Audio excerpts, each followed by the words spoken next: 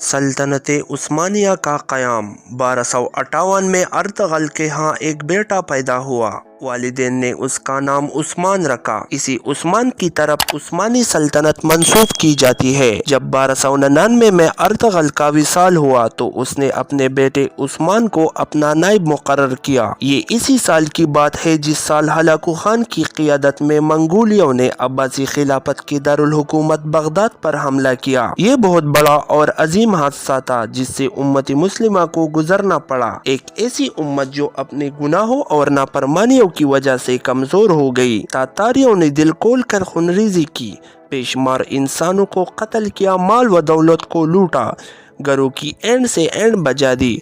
इन मुश्किल हालात में जबकि उम्मत मुस्लिमा कमजोर हो चुकी थी, दौलत उस्मानिया का मुअस्सस उस्मान पैदा हुआ।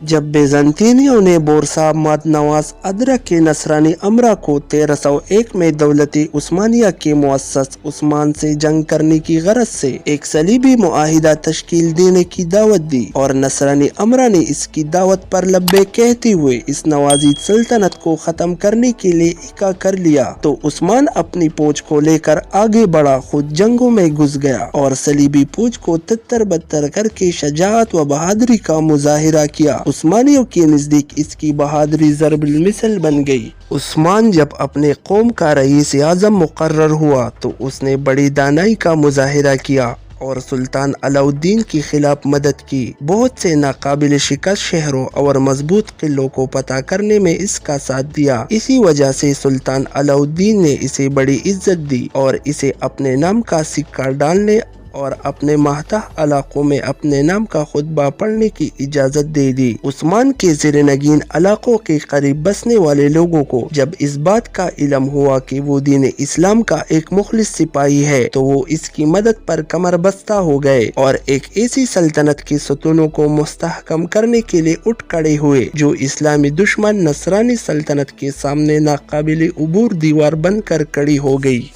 जब उस्मान ने किलों और शहरों को पता करना शुरू किया तो ये सिफत इनकी शख्सियत में नुमाया होकर सामने आई। 707 में उसने यकी दीगर बात कत्ता लफका आके हिसार कोजे हिसार के किले फतह किए। 712 में कब्वा यकजा उकलू तकर बिकारी वगैरह किले फतह किए। इन्हें फतुहात ने बोरसा शहर की पता आसान बना दिया। हालांकि ये मुश्किल तरीन मारिका था, लेकिन उस्मान के हौसला और इस्तिकामत ने फतह का ताज इसके सर पर सजा दिया। बेज़ंतीनी सल्तनत के कई सिपहसालार उस्मान की शख्सियत से मुतासिर हुए और इसके तरीके जंग और सियासत को पसंद किया, हत्ता कि उस्मानियों की सफ़े नौ मुस्लिम सिपहसालारों से बढ़ गई।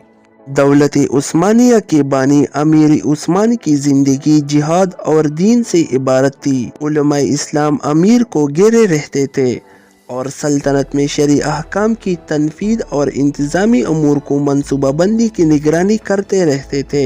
उस्मान के अपने बेटे की वसीयत आज भी तारीख में मौजूद है। उस्मान जब बिस्तर मर्ग पर था तो उसने अपने बेटे को वसीयत करते हुए कहा था कि ए बेटे, किसी ऐसे काम में मसरूफ ना होना जिसके करने पर परवरदिगार आलम ने हुक्म ना दिया हो। जब भी अमूर सल्तनत की अंजामदेही में कोई मुश्किल पेश आए तो उलमाए दीन से मशवरा लेना और इनसे मदद तलब करना। उस्मान अव्वल जब दौलत उस्मानिया को छोड़कर जब खालिक हकीकी से जा मिले तो उसका रकबा 16,000 मुरब्बा किलोमीटर था। वो अपनी नवाजीला मुमलिकत के लिए बहर मरमर तक रास्ता बनाने में कामयाब हुए और इसकी दौर की दो अहम शहर अजनीक और बोरसा जो बिज़ंतीनी सल्तनत में बड़ी अहमियत के हामिल समझे जाते थे, फतह हुए।